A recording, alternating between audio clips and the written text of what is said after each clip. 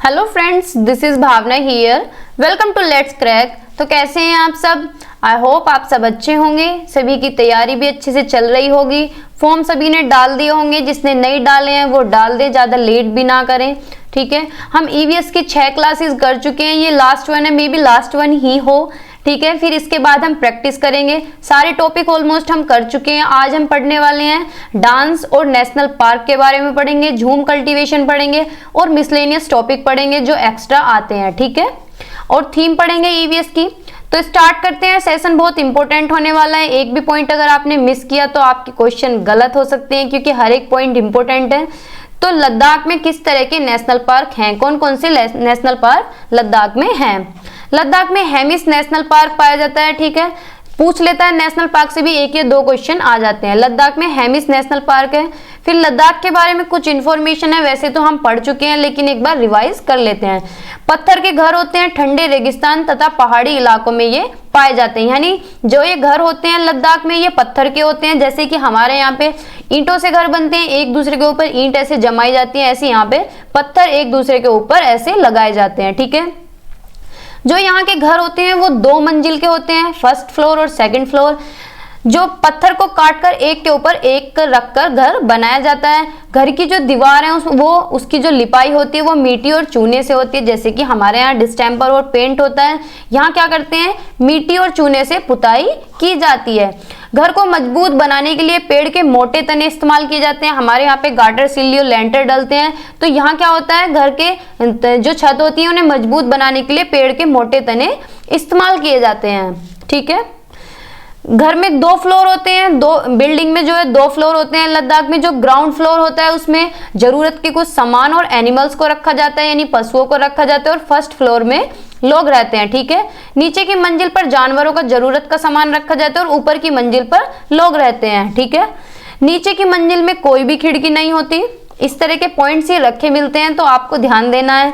नीचे की मंजिल में कोई भी खिड़की नहीं होती। फल और सब्जियां जो हैं छत पर सूखने के लिए डाली जाती हैं। ठीक है, फल और सब्जियों को छत पर सुखाया जाता है। ठंडा रेगिस्तान लेह लद्दाख में है। ठंडा रेगिस्तान लेह लद्दाख में यह इलाका सूखा, समतल और ठंडा है। यहाँ बहुत कम बारिश होती है। ये ठंडे रेगिस्तान के बारे में कुछ इन्फॉर्मेशन है। यहाँ दूर दूर तक बर्फ से ढके पहाड़ और सूखा ठंडा मैदान होता है। ठीक है, तो ये लेह लद्दाख के बारे में, इसके बारे में डिटेल मैंने कराया हुआ है। ठीक है, फिर चंगपा ट्राइब जो है, ये चंगपा ट्राइब है। इसे रेबो टेंट भी बोलते हैं। क्या बोलते हैं? रेबो टेंट भी बोलते हैं। ठीक है, ये जो स्वेटर बनते हैं ये 6 स्वेटर के बराबर एक ही गर्म होता है। 250 घंटे इसे बनाने में लगते हैं। ठीक है, फिर टाइगर के बारे में इंफॉर्मेशन है। टाइगर के बारे में भी हम कर चुके हैं डिटेल में।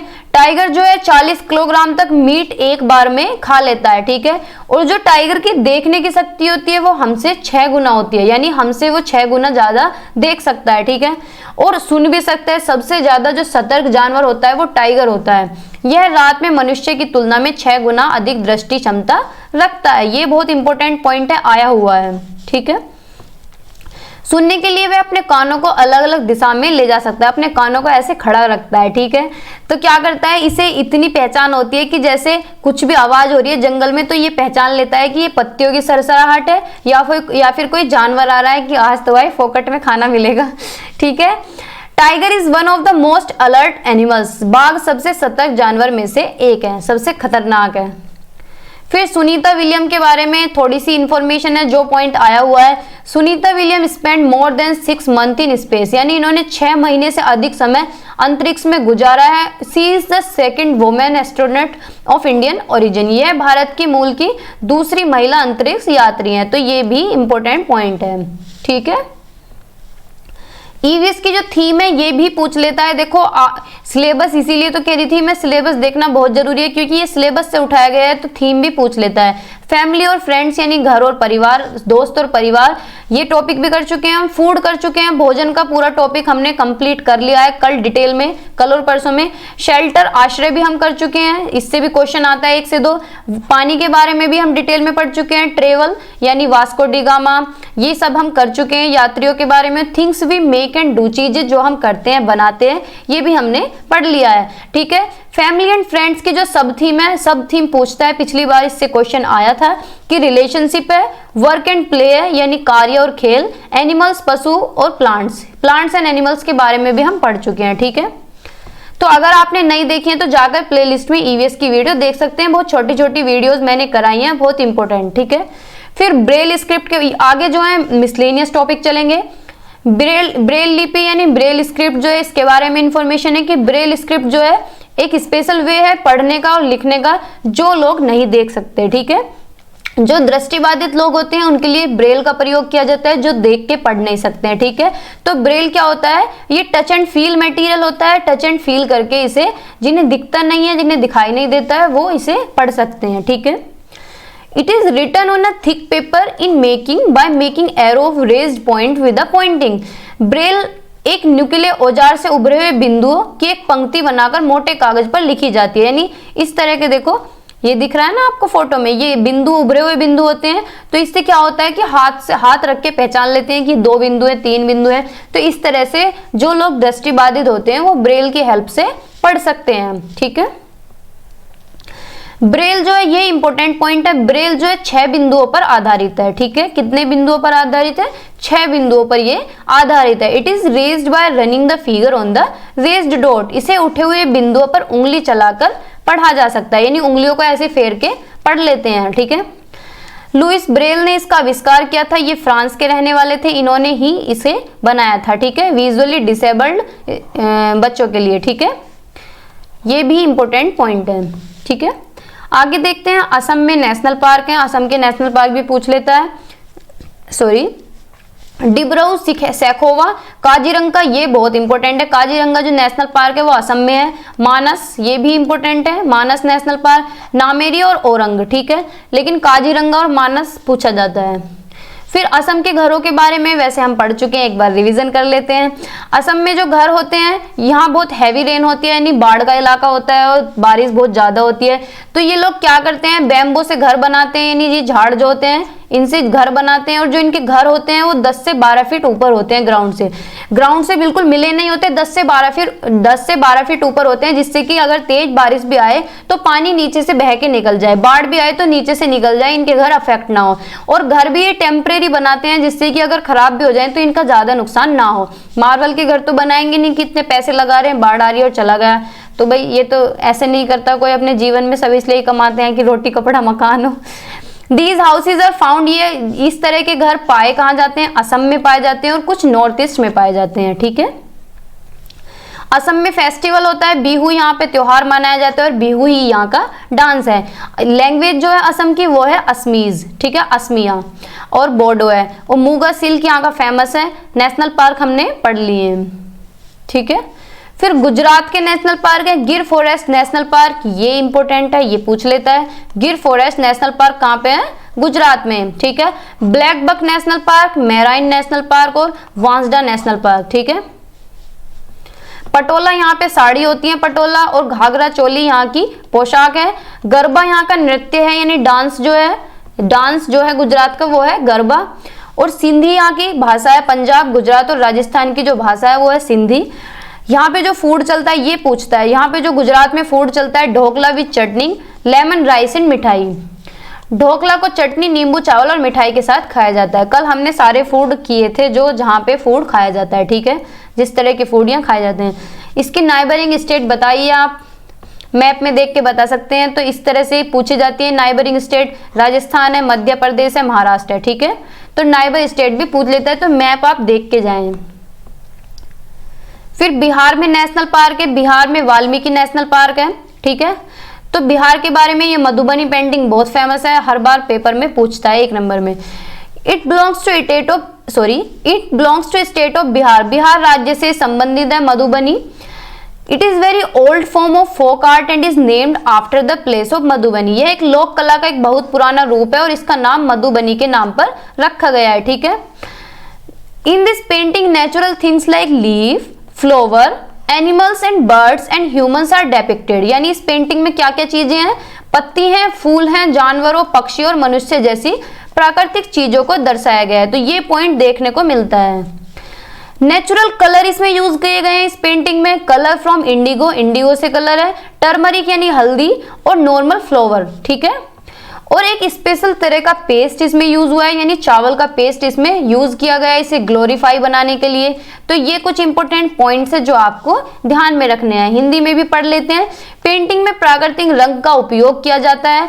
रंग इंडिगो, हल्दी और सामान्य फूलों से प्राप्त किए जाते हैं। पेंटिंग को और अधिक महिमा मंडित करने के लिए पिसे हुए चावल का एक विशेष प्रकार का पेस्ट बनाया जाता है, ठीक है। छठ पूजा होती है यहाँ पे, वैसे तो ये और स्टेट्स में भी होती है, लेकिन मैथाली यहाँ की भाषा है, ठीक है, जो बोली जाती है। फिर एपीकल्चर के बारे में, बी कीपिंग, एपीकल्चर यानी मधुमक्खी पालन। ये टॉपिक में डिटेल में सारे कर चुकी हूँ, ये दोबारा से रिपीट हो गए हैं तो थोड़ा रिवीजन आपका हो जाएगा। हनी बी जो है अट्रैक्ट होती है लीची फ्लावर की तरफ, यानी शहद की जो मक्खियाँ होती हैं लीची के फूल की ओर आकर्षित होती हैं। हनी बी जो अपने अंडे देती है वो अक्टूबर से दिसंबर के बीच में देती है। तो किसी को मधुमक्खी पालन अगर करना हो तो कर सकते हैं। सबसे अच्छा टाइम जो होता है मधुमक्खी पालन का वो अक्टूबर से दिसंबर के बीच में होता है, ठीक है। It is the best time to start beekeeping. मधुमक्खी पालन शुरू करने का सबसे अच्छा समय कौन सा होता है? अक्टूबर टू दिसंबर, ठीक है। Every beehive has one queen bee that lay eggs, यानी हर एक मधुमक्खी में एक रानी मधुमक्खी पाई जाती है जो अंडे देती है, यानी एक ही रानी होती है, बाकी सब क्या होती है? काम वाली यानी वर्कर बी। एक मधुमक्खी रानी मधुमक्खी होती है जो अंडे देती है। छत्ते में अधिकांश मक्खियां कार्यकर्ता मुखिया होती हैं, यानी बाकी जो होती हैं वो काम करने वाली होती हैं। एक रानी होती है जो अंडे देती है। और मधुमक्खी पालन का जो टाइम होता है वो अक्टूबर से दिसंबर के बीच में होता है। ये इंफॉर्मेशन आपको याद रखनी है। वे शहद के लिए फूलों से रस एकत्र करते हैं। छत्ते के लिए काम करने वाली मधुमक्खियां बहुत महत्वपूर्ण है। अगर वो काम नहीं करेंगे तो काम होगा नहीं। काम करने वाली मधुमक्खियों के बिना न तो छत्ता होगा और न ही कोई रस संग्रह होगा, यानी ना तो रस इकट्ठा होगा ना ही कोई काम होगा, ठीक है। लिट्टी चोखा यहाँ का खाना है, ठीक है। कहाँ का? बिहार का, है ना, ठीक है। बिहार का लिट्टी चोखा यहाँ का खाना है। और ये कुछ एडिशनल नेशनल पार्क हैं, पेपिकोंडा नेशनल पार्क और श्री वेंकटेश्वर नेशनल पार्क, ठीक है। फिर आंध्र प्रदेश के कुछ नेशनल पार्क हैं और कुछ इंफॉर्मेशन है आंध्र प्रदेश में ट्रेडिशनल आर्ट यानी पारंपरिक कला जो है पोचमपल्ली, यानी साड़ी से ही आपको देख के पता चल रहा होगा। पोचमपल्ली एक विलेज है आंध्र प्रदेश में जो कि फेमस है कपड़ों के लिए, जिसे पोचमपल्ली कहा जाता है। पोचमपल्ली के नाम से भी इसे जाना जाता है, ठीक है। कुचिपुड़ी यहाँ का डांस है और कालमकरी यहाँ की साड़ी है, ठीक है। कालमकरी साड़ी यहाँ पे चलती हैं।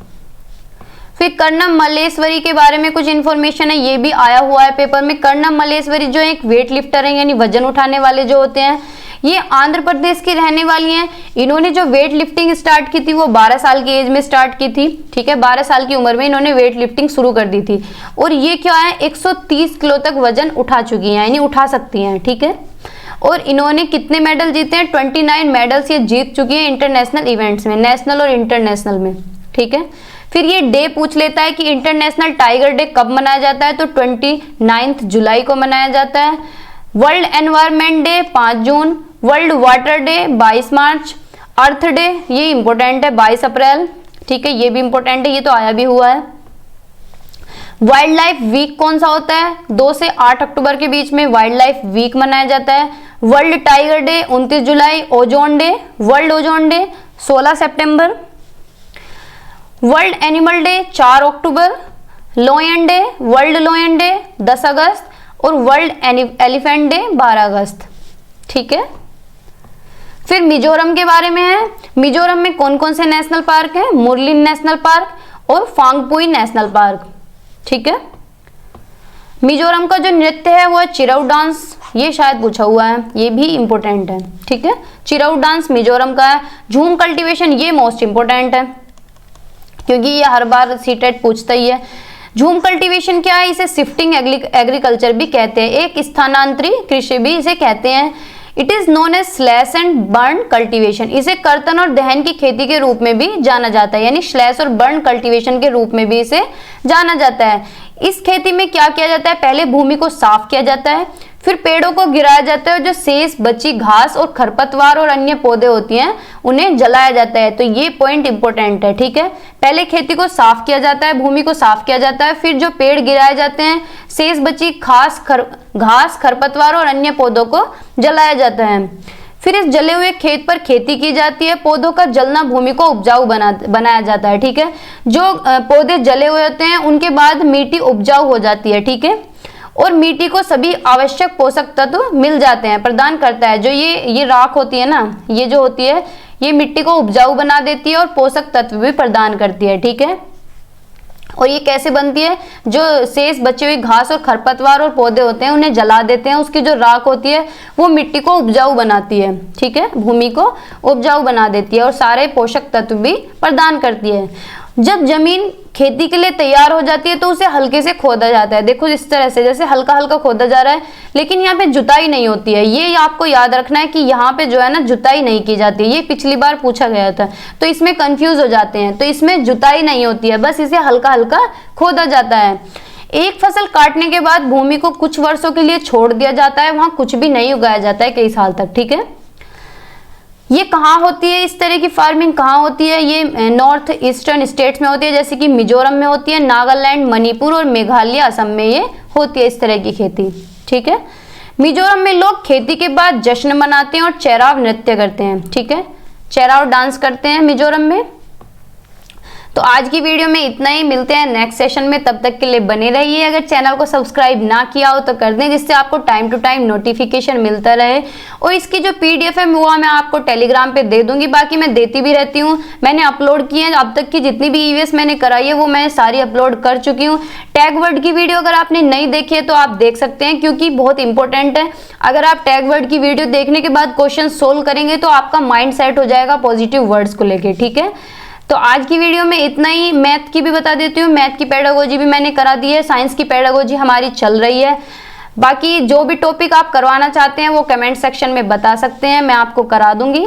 Thank you, bye bye, take care.